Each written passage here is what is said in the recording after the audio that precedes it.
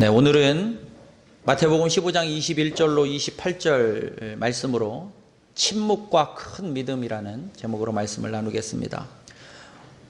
오늘 말씀의 공간적인 배경은 21절에 나오는 것처럼 예수께서 두로와 시돈 지방으로 들어가셨습니다. 두로와 시돈은 사실 구약에도 등장하는 지명이죠.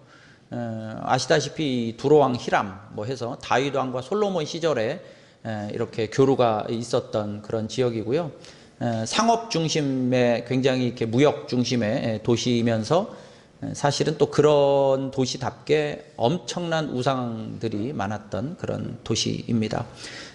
이스라엘 경계 바깥으로 나가신 거죠. 그러니까 이스라엘 경계 바깥으로 나가신 거고요. 가이사랴 빌립보가 제일 위에 있는데 가이사랴 빌립보보다 더 위에 있는, 지금으로 따지면 이제 레바논 지경에 있는 두로와 시돈 지역으로 예수님이 들어가셨습니다. 그때 거기서 이제 한 여인을 만나는데요. 자, 이 여인을 생각해 보면서 한번 그런 상상을 해보죠. 여러분, 뭔가 이제 이렇게 우리가 흔히 말하는 데모를 할 때, 이렇게 보통 2인 이상 다수로 데모를 하려면 사전에 신고를 해야 됩니다. 사전에 신고하고 이렇게 시위를 해야 돼요. 근데 이제 2명 이상 하지 않고 시위하는 방법은 혼자 하는 게 있죠. 그래서 그걸 뭐라고 부르죠? 1인 시위라고 부릅니다. 자, 1인 시위를 뭔가 해야 한다고 할 때, 여러분, 1인 시위를 유명한 연예인이나 유명한 어떤 그 인플루언서가 1인 시위를 한다고 그러면 굉장히 효과가 크죠. 방송에도 막 내보내주고 막 이렇게 하니까 유명인이 1인 시위를 하면 굉장히 효과가 크죠.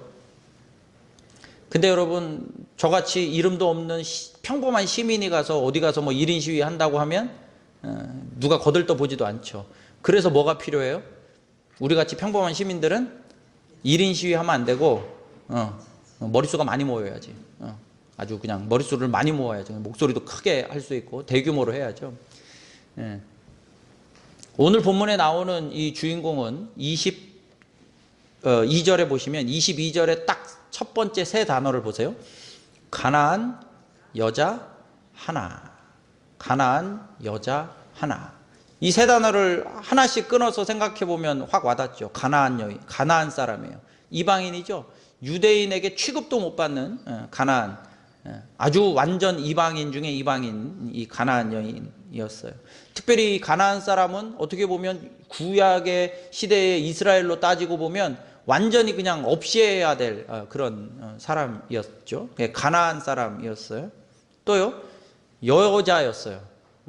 미안하지만 여자는 이 당시에 어쨌든 결코 대우받지 못했던 사람이었죠. 여자였습니다. 그러면 가나안 사람이면서 여자라면 뭐라도 있어야 돼. 내 편이라도 많아야지. 사람이라도 많아야 돼. 시끄럽기라도 해야 돼. 근데 혼자 왔어요. 가나안 여자 하나. 아무 힘도 없고 아무 존재감이 없는 가나안 여자 혼자 왔습니다. 그리고 귀신 들린 딸을 위해서 이제 예수님 앞에 간청하는 장면이 나옵니다. 이 간청을 우리는 기도라고 볼 수 있어요. 예수님 앞에 드리는 간청이니까 기도하러 왔어요. 아무 힘도 없는 여자가 기도하러, 성경에 나오는 주인공 중에 가장 힘없는 여자일 수 있죠. 이방인 여인 한 명, 가나안 여인이 자기 그 귀신 들린 딸을 위해서 예수님께 기도하러 나왔습니다. 여러분, 여기서 사실은 지나가는 얘기로 한마디 또 붙이자면, 여러분, 기도는 이런 모양새인 거예요. 이게 진짜 기도인 거예요. 다시 말하지만 기도는요, 간절함만 있다고 해서 그게 기도가 아니라는 얘기예요. 기도는 실제로 물리적으로 주님 앞에 엎드리는 행동을 하는 거예요. 그리고 주님 앞에 정말로 마음을 쏟아내는 행위를 하는 거예요. 근심만 많다고, 간절함만 많다고 그게 기도가 아니라는 거예요. 제가 늘 말하지만 기도는 뚜렷한 물리적인 행동이에요.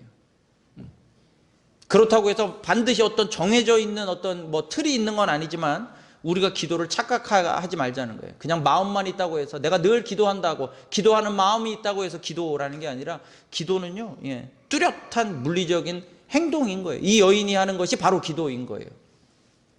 자, 그렇게 기도를 했는데 마지막 28절에 예수님이 그 여인을 보면서 큰 믿음이라고 칭찬하시죠. 내 믿음이 크도다.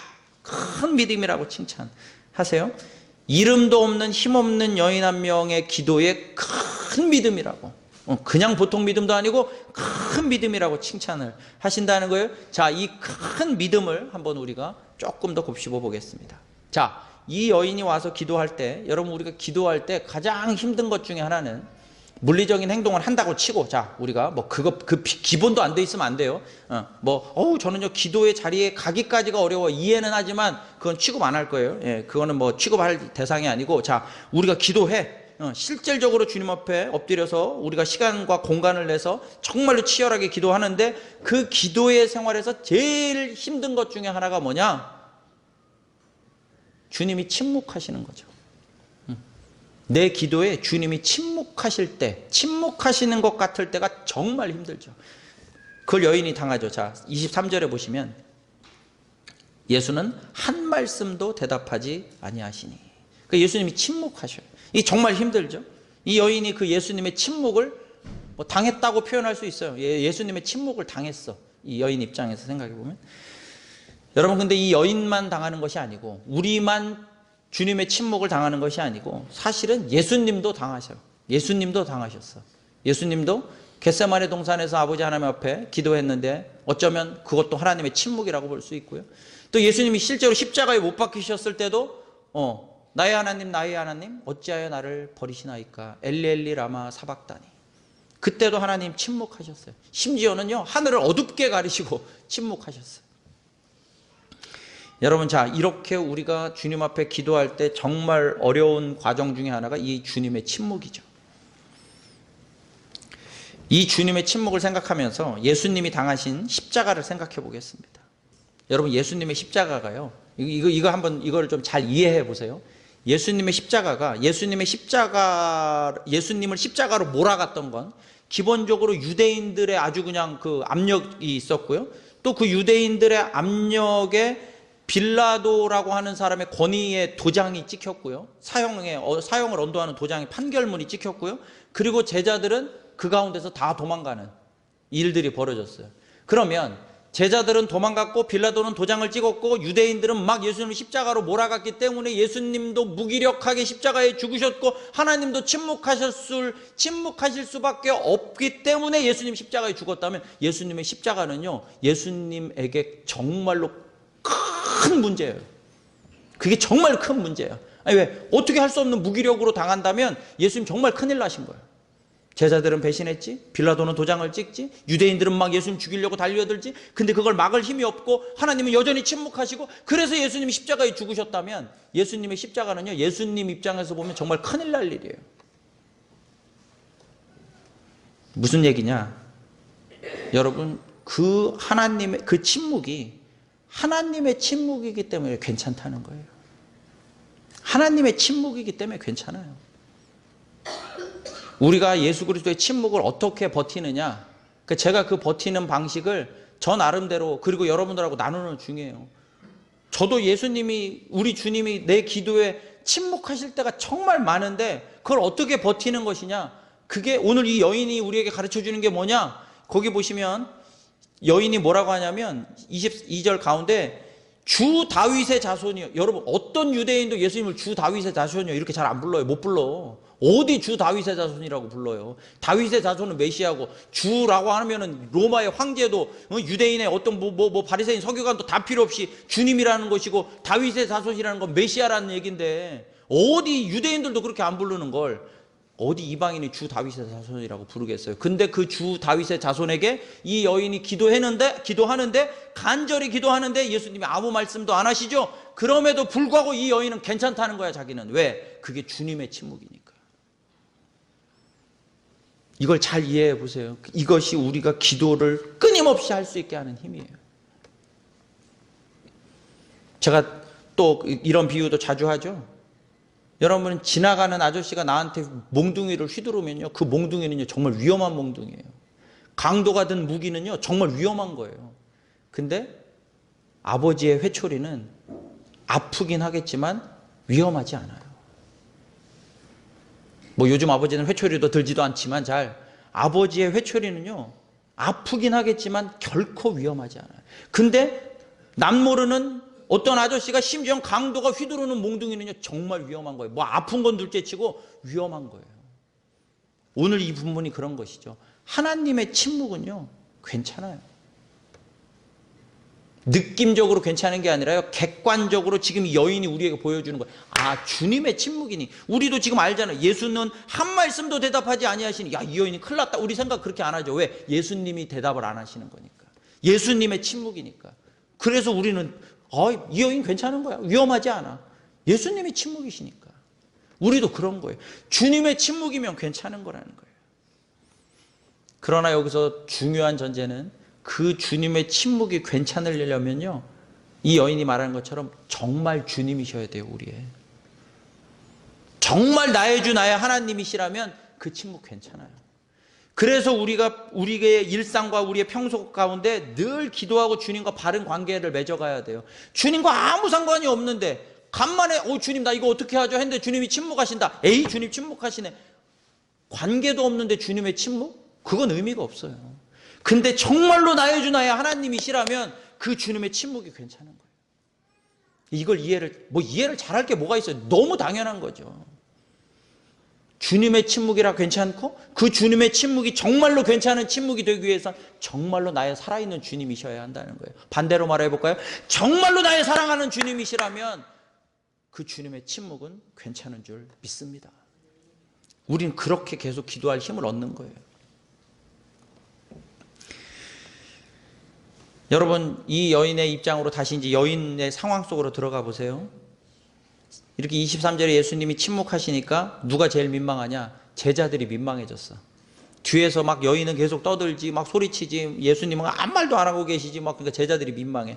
23절 중간에 보시면 제자들이 와서 청하여 말하되 그 여자가 우리 뒤에서 소리를 지르니 그러니까 계속 소리 질렀나 봐. 그러니까 계속 소리 지르니까 민망하니까 이제 저 여인을 좀 처리하고 어떻게 정리 좀 하고 가시죠. 그런 거죠. 그랬더니 이제 예수님이 이제 한 말씀을 툭 내뱉으시는데 24절에 보시면 나는 이스라엘 집에 잃어버린 양 외에는 다른 데로 보내심을 받지 아니하였노라. 이게 무슨 말이에요? 네 이방인이잖아. 그런 얘기죠. 네 이방인이잖아. 너 이방 여자잖아. 나는 유대인 남자야. 어디 감히. 너 이방 여인이잖아. 그런 얘기죠. 심지어 26절에 가보면요. 26절. 예수님이 또 뭐라고 하세요? 자녀의 떡을 취하여 개들에게 던짐이 마땅하지 아니하니라. 무슨 얘기예요? 짐승 취급도 하시는 거예요. 심지어. 그 여인을 짐승 취급하세요. 여러분 예수님이 침묵이 아예 그냥 침묵도 힘들어 죽겠는데 야 너 이방 여인 주제에 무슨 이런 짐승만도 못한 뭐 이런 얘기하는 거예요 지금. 그래서 제가 성경 옆에다가 써놨어요 사실. 그러니까 우리는 예수님의 침묵도 경험하지만요 때로는 침묵을 넘어서 예수님이 우리가 보통 어떤 일을 진행하는데 회방을 놓거나 어깃장을 놓는 걸 뭐라 그래요? 딴지 건다고 그러죠. 그러니까 예수님이 우리의 기도에 심지어는 딴지 거시는 것 같아요. 침묵도 힘들어 죽겠는데 때로는 예수님이 우리의 기도에 딴지 거시는 것처럼도 느껴져요. 때로는 내가 이렇게 간절히 기도했는데 대답이 없으신 것도 문제지만 이 대답은커녕 나는 주님 이거를 간절히 원하는데 일이 더 악화될 때도 있고요. 예를 들어서 내가 정말로 누군가를 전도하기 위해 내 사랑하는 사람을 전도하기 위해 내가 기도하고 어떻게 해서든 정말로 주님의 복음을 전하고 교회에 한번 정말 인도하려고 하는데 일이 틀어져. 갑자기 더 화날 일이 생겨. 교회 때문에 더 상처를 받아. 목회자 때문에 더 힘들어져. 뭐 이런 일이 발생을 해. 기도하면서 준비했고 기도하면서 정말 에너지를 쏟았는데 이건 침묵 정도가 아니라 예수님이 딴지를 걸어도 이만저만한 딴지를 거시는 게 아니야. 이런 일이 발생하기도 해요. 기도하는데 상황이 이상하게 흘러가요. 이 여인의 경우가 그런 거죠.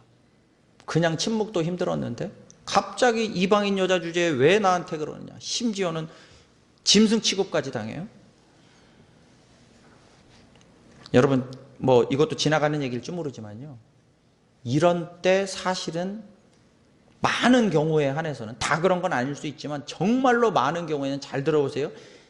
많은 경우는요. 이렇게 주님이 침묵하시거나 주님이 내 기도에 딴지를 거실 때는요. 정말로 많은 경우 대부분의 많은 경우에는요. 우리에게 회개하라고 하시는 때예요. 그때가 우리에게요, 회개하라고 하시는 때가 정말 많아요. 주님이 우리에게 침묵하신다? 주님이 나에게 딴지를 거신다? 이럴 때는요, 정말로 주님이 나에게 회개를 요구하실 때가 많아요. 많은 경우가 그렇더라고요. 자, 여러분, 이렇게 우리가 주님 앞에 기도하는데 주님이 침묵하시거나 아니면 한 발 더 나아가 우리에게 딴지를 거실 때, 심지어 여러분 엘리야 같은 경우가 그렇잖아요. 엘리야가 기도하면서 850대 1의 갈멜산에서의 엄청난 기적을 일으키고, 그리고 바알 선지자들을, 아세라 선지자들을 싹 정리하고 3년 반 만에 비가 이제 막 쏟아져서 해갈을 시키는 엄청난 역사, 기도의 응답의 역사를 이루고 나서 그 다음에 바로 이어서 무슨 신세가 됩니까? 도망자 신세가 됩니다. 하나님이 딴지를 걸어도 이만저만 이제 그 역사를 통해서 이스라엘 백성과 심지어는 아합이나 심지어는 이세벨도 하나님 앞에 엎드려야 되고, 이 북이스라엘이 완전히 회개하면서 진짜 살아계신 창조주는 하나님 한 분밖에 없다고 엘리야는 기대했을지 모르겠어요. 그리고 그렇게 기도해 왔어요. 그리고 꿋꿋하게 버텼어요. 그런데 갑자기 도망자 신세가 되고 자기의 목숨이 지금 백척간도에 놓인 거예요. 여러분, 우리는 기도하는데 이런 식으로 우리의 약함과 우리의 부족함만 드러내시고, 심지어 우리의 막 자존심을 막 뭉개뜨리실 때도 있어요. 아까도 말했지만 그럴 때 우리에게 정말로 회개를 요구하시는 때가 정말 많습니다. 자, 여러분, 이렇게 예수님이 침묵하시거나 예수님이 딴지를 거실 때, 예수님의 침묵이니 괜찮고요. 정답을 미리 말씀드리면 예수님의 딴지라서 괜찮아요. 이게 주님의 역사이기 때문에 괜찮은 거예요. 그게 이 침묵과 이 딴지가 걸려서 정말로 뭔가 회방받는 것 같은 것이, 그게 주님의 역사라면 괜찮은 거예요. 아버지의 회초리라면 괜찮은 거예요. 그러나 여러분, 오해하지 마세요. 아프지도 않다? 아니요, 아파요. 아프죠. 아픕니다. 회초리 맞고 안 아픈 게 회초리예요. 아프죠. 침묵이 정말로 상처가 될 때도 있고요. 딴지가 걸리면 정말 미치고 펄쩍 뛰기도 해요. 그러나 괜찮다는 거예요. 위험하지 않아요. 절대 위험하지 않습니다. 사랑하는 아버지의 회초리라면 절대 위험하지 않아요. 그게 우리의 주님의 역사라면 괜찮다는 거예요. 말씀에 주는 힘이 이런 데 있는 거예요. 여러분, 오늘 이 여인의 이야기가 2000년 전에 두로와 시돈에서 펼쳐졌던 한 번의 에피소드로 끝나지 않고 성경에 박아 넣어진 이유가 있어요. 이 말씀이 누가복음에도 나오잖아요. 말씀이 있는 이유가, 우리에게 주어진 이유가 있어요. 왜 주어졌어요? 이 말씀이 나에게 주시는 말씀인 줄 믿습니다. 네 괜찮다는 거예요. 우리 보고 너 괜찮다는 거예요. 때로는 네 자존심이 뭉개지냐? 예수님의 침묵이 너무 힘드냐? 뭘 어떻게 해야 될지 모르겠니? 주님이 회초리를 휘두르시는 것 같아? 아프니? 상처를 받았어? 미치고 펄쩍 뛰겠니? 그래도 너는 괜찮다는 거야. 위험하지 않다는 거예요. 그게 이 여인에게 하시는 말씀이고 우리에게 하시는 말씀이라는 거죠. 여러분, 지금 제가 드리는, 우리가 나누는 이 말이 그냥 공허한 메시지, 공허한 위로라면 곤란합니다. 그러나 이것이 공허하지 않은 이유는 늘 말하지만, 창조주 하나님 그러면 공허할 수 있지만 그 창조주 하나님이 공허하지 않은 이유는 이 땅에 오셔서 우리를 위하여 죽으시고 부활하셨기 때문인 줄 믿습니다. 죽으시고 부활하셨어요. 사람의 몸으로 오셔서. 그냥 사람의 몸으로 오셨다가 가셨으면 오해할 수도 있지만 전혀 오해할 수 없이 말씀대로 죽으시고 말씀대로 다시 사신 줄 믿습니다. 그래서 완전한 실체인 거예요. 그러면 그분의 말씀과 그분의 우리에게 펼쳐진 역사가, 이 여인에게 펼쳐진 역사가, 그리고 말씀에 박아 넣어진 이 이야기가 우리의 이야기인 줄 믿습니다. 우린 그렇게 믿음 생활하고 그렇게 기도하는 거예요. 자, 예수님이 침묵하시고 예수님이 딴지를 거는 상황 속에서 이 여인은 오케이, 괜찮아. 근데 마음은 아프고 힘들고 어렵고 미치고 펄쩍 뛰겠지. 그 상황 속에서 어떻게 큰 믿음으로 나아가는지를 보세요. 이제 마지막. 여러분, 우리가 보통 기도해도 소용없다는 얘기를 많이 해요. 그런 사람들이 있죠. 특별히 우리 젊은이들, 기도해도 소용없다고 하는 사람들이 있어요. 저도 때로 그런 생각이 듭니다. 기도해도 소용이 없는 것처럼 느껴질 때도 있죠. 근데 여러분, 기도해도 소용이 없다가 아니라 그때가 예수님이 침묵하시는 때고 때로는 예수님이 뭔가 회방을 놓으시는 것처럼 보이는 그때예요. 자, 이때 이 여인을 보라는 거예요. 이 여인이 어떻게 합니까? 24절에서 예수님이 야, 너 이방 여자 주제에 무슨 나한테 와가지고 빌고 있어? 그랬더니 25절에 뭐라고 합니까? 여자가 와서 예수께 절하며 이르되 주여 저를 도우소서. 주님밖에 없습니다. 예수님, 당신이 나의 주님, Lord, Master, 나의 완전한 주이십니다. 나를 도우실 분은 당신밖에 없습니다. 여러분, 우리가 이렇게 주님의 침묵과 딴지가 걸릴 때 글쎄요, 조금 평범한 용어를 써볼까요? 우리에게 필요한 건 인내예요. 그래서 인내가 필요해요. 오래 참는 인내가 필요해요. 이 여인이요, 인내심을 가지고 기도하는 중이에요. 인내라는 단어가 굉장히 평범한 단어고 일반적인 단어 같지만 정말 성경에도 나오는 단어죠. 인내가 필요해요. 이런 때일수록 인내심 있는 기도가 필요해요. 26절에서 짐승 취급을 하시죠. 예수님이. 야, 자녀에게 줄 떡을 개들에게 내가 주게 생겼냐. 그랬더니 27절. 여러분 27절을 한 목소리로 읽겠습니다. 자, 오늘 본문에 마태복음 15장 27절 한 목소리로 읽겠습니다. 시작. 여자가 이르되 주여 올소이다마는 개들도 제 주인의 상에서 떨어지는 부스러기를 먹나이다 하니. 여러분 생각해 보시면 내가 자존심은 다 내려놨어. 지금 딸이 죽어가니까 오케이, 자존심 내려놓을 수 있다고 치고, 자, 자존심 다 내려놨어. 그리고 예수님이 정말로 이 일을 행하셔야만 일이 진행이 돼. 가서 또 빌었어. 그랬더니 예수님이 너 이방인인 주제에 나한테 와서 빌어야 뭐하냐, 이 짐승맛도 못한 놈아, 예수님이 그러시지 않아야 될 분이 나한테 그래. 자, 예수님이 이렇게 여인에게 내가 지금 자녀의 떡을 개에게 던질 수 없다라고 말씀하셨어. 자존심은 전혀 문제가 아니라고 치고 여러분 뭐라고 대답하실 수 있을 것 같아요? 말문이 막히지. 뭐라고 대답하겠어? 짐승 취급하는데 뭐라고 대답해? 자존심은 없다고 치고, 우리는 이미 예전에 자존심 때문에 우리 휙 돌아섰을 사람들이지만 그래도 자존심까지 내려놨다 치고 뭐라고 대답하실래? 할 말이 없어요. 그래서 여러분 제가 내 성경 옆에다 써놓은 거예요. 제가 성경에서 보는 가장 지혜로운 말이에요. 어쩌면 이런 지혜가 튀어나왔을까요? 맞습니다. 자녀의 떡을 개들에게 던져주진 않지만 개들도 자녀가 먹다 흘린 부스러기라도 먹지 않습니까? 여러분 이게 비참한 얘기가 아니라요, 이게 얼마나 지혜로운 얘기인지. 왜 지혜로운 얘기인 줄 아세요? 내가 이걸요, 이 여인이 이 복음서에서 나타나는 정말 지혜로운 얘기라는 걸요, 내가 중고등학교 시절에 써놨어요. 내 성경 옆에다. 이 여인 정말 지혜롭구나. 어떻게, 저는 이제 그런 어떤 이렇게 말과 어떤 논리적인 거 이런 걸 좋아하다 보니까 야, 이 상황에서 이 여인이 배움도 없는 이 사람이 이런 멋진 말을 하다니, 이런 멋진 말이 저는 은혜가 돼요. 어쩌면 이렇게 멋진 말을 할 수 있을까? 최고의 지혜 아니에요? 근데 여러분 이 최고의 지혜가 발휘되니까, 우리 같은 말문이 막힐 텐데 이 최고의 지혜가 발휘되니까, 좀 외람된 표현이지만 예수님 말문이 막히셨어. 그렇잖아. 예수님 다시 말 안 하시잖아. 야, 그렇긴 하지만 이런 얘기도 안 하셔. 그냥 예수님 말문이 막히셨어. 이 최고의 지혜 앞에. 우리가 예수님을 주님으로 믿는 믿음을 가지고 정말로 주님 앞에 간절히 기도하고, 그리고 인내심을 가지고 주님의 침묵과 주님의 딴지에도 불구하고 인내심을 가지고 기도할 때, 여러분 우리에게 어쩌면 주님의 역사의 직접적인 통로가 되는 놀라운 지혜를 발휘하게 하실 줄 믿습니다.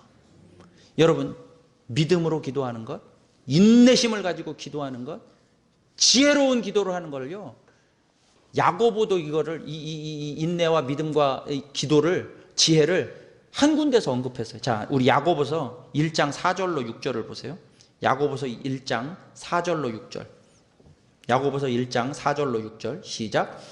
인내를 온전히 이루라. 이는 너희로 온전하고 구비하여 조금도 부족함이 없게 하려 함이라. 너희 중에 누구든지 지혜가 부족하거든 모든 사람에게 후히 주시고 꾸짖지 아니하시는 하나님께 구하라. 그리하면 주시리라. 오직 믿음으로 구하고 조금도 의심하지 말라. 의심하는 자는 마치 바람에 밀려 요동하는 바다 물결 같으니. 인내하고 지혜를 구하고 믿음으로 기도하라잖아요. 딱 여인의 모습이죠. 딱 여인의 모습입니다. 예수님의 침묵과 딴지에도 여러분 인내를 가지고 기도하고 믿음으로 기도할 때 우리에게 지혜를 부어주시고, 이 여인이 야 우리는 이런 지혜가 없는데요 하지 마세요. 지혜를 구하라잖아요. 치열하게 기도할 때 우리에게 지혜를 허락하시는 거예요. 이 놀라운 지혜를. 심지어 이 지혜는요, 제 표현대로라면 정말로 예수님의 말문이 막힐 만큼 예수님의 보좌를 움직일 그 지혜를 우리에게 허락하실 줄 믿습니다. 그런 지혜가 우리에게 쏟아져 들어오는 거예요. 기도해도 소용없는 게 아닙니다. 우리는 그 침묵과 딴지 앞에 그걸 넘어설 생각을 못하거나 인내하는 기도를 못하거나 그래서 문제인 거지. 기도해도 소용없는 게 아니에요. 기도해도 소용없다는 속임수에 걸려들지 마세요. 지혜를 구하십시오. 주님이 차고 넘치는 주님의 보좌를 흔드는 지혜를 우리에게 허락하실 것입니다. 마지막으로 여러분, 이 예수님과 여인의 이야기에서 굉장히 본문 속에 중요한 암시 한 가지가 있습니다. 다시 21절 첫 구절로 올라가 보시면요, 아까 그 배경이 되는 두로와 시돈 얘기를 했죠. 여러분, 이 두로와 시돈은 국경을 넘어서는 거예요. 그리고 복음서에 보면 예수님이 이 두로와 시돈으로 가셨던 장면은 이 한 장면밖에 안 나옵니다. 그럼 생각해 보세요. 또 하나, 이 두로와 시돈을, 갈릴리에서 이 두로와 시돈을 가셨다가 28절이 오늘 본문의 마지막이죠. 이야기의 끝이죠. 뭐 제가 PPT에는 안 실었지만 29절을, 성경을 통해 29절을 보시면요, 29절에 예수님 어디로 돌아오세요? 갈릴리로 다시 돌아오세요. 두로와 시돈에 가셨다가 갈릴리로 돌아오세요. 그럼 두로와 시돈에 왜 가셨어요? 이 이방인 여자 한 명 만나러 가셨어요. 이 이방인, 짐승 취급했던 이 이방인 여인 한 명 보러 가셨어요. 그러면 왜 예수님은 이방인 이 여인 한 명을 보러 가셨을까? 이 큰 믿음에 응답하러 가신 거예요. 이 여인이 가지고 있던, 이미 가지고 있던 이 큰 믿음과 이 놀라운 지혜에 응답하러 가신 거예요. 먼저 가신 거예요. 먼저 출발하신 거예요. 여러분, 성경에 보면, 이 복음서에 보면 두로의 시돈 사람들이요, 예수님께 많이 와요. 갈릴리에 많이 찾아와요. 왜? 예수님 소문이 거기까지 퍼지니까 두로와 시돈의 지경의 사람들도 막 예수님을 찾아와요. 어쩌면 조금 있으면 이 여인도 올 판이야 지금. 근데요, 이 큰 믿음에 응답하시기 위해 예수님이 먼저 찾아가시는 거예요. 두로와 시돈에. 복음서 속에 예수님이 단 한 번 가세요. 뭐 실제로는 여러 번 가셨는지 모르겠지만 복음서 상으로는 그래. 성경상으로 한 번 가셨어. 이 여인 만나러. 왜? 이 큰 믿음과 이 놀라운 지혜에 응답하시러. 이런 경우가 예수님이 종종 보이시죠. 여러분, 요한복음 4장에 예수님이 사마리아 여인 한 명 만나러 가실 때도, 유대에서, 예루살렘에서 갈릴리 갈 때는 사마리아로 안 가요. 근데 돌아간단 말이야. 근데 거기에 보면 그렇게 나오죠. 사마리아로 가야겠는지라. 왜? 수가성 여인 만나러. 그 여인의 비참하고 그 여인의 정말 그 갈급한 그 영혼 치료하시려고. 또 있죠. 예수님이 갈릴리 맞은편으로 배 타고 건너가실새, 그 건너가시는 동안에 엄청난 풍랑을 맞아가지고 다 죽을 뻔했는데도 그 풍랑을 뚫고 가셔서 누굴 만나세요? 그 거라사 미친놈 한 명 만나러 가시는 거예요. 거라사 광인 한 명 만나러 가시는 거예요. 그 장면도 보세요. 그 에피소드가 거라사 광인 해가지고 뭐 이렇게 저 돼지들이 이렇게 몰살하고 나서 바로 다시 건너편으로 건너오세요, 예수님이. 그 영적인 사슬에 묶여있는 거라사 미친놈 한 명 때문에 가셨다가 그 사람 한 명 구원하시고 그 사람 한 명 치유하시고 그 사람 한 명 회복시키시고 다시 바로 건너오시는. 두로와 시돈에 왜 가셨다고요? 이 큰 믿음에 이 여인 한 명에게 응답하러 가셨다가 응답하시고 돌아오시는 거예요. 오늘 우리에게도 이미 먼저 출발하신 줄 믿습니다. 주님 먼저 출발하셨을 거예요. 우리가 큰 믿음으로 인내를 가지고 기도할 때 우리 주님 출발하신 줄 믿습니다. 우리 침묵과 딴지와 같은 상황이 힘들어도 여러분 이 말씀 그대로 신뢰하면서 주님 앞에 큰 믿음 보여드리시기를 그러면 먼저 가신 주님을 경험하게 될 줄 믿으며 여러분 오늘 이 예배를 통하여 정말 큰 믿음의 확신을 가지시기를 주님의 이름으로 축원합니다.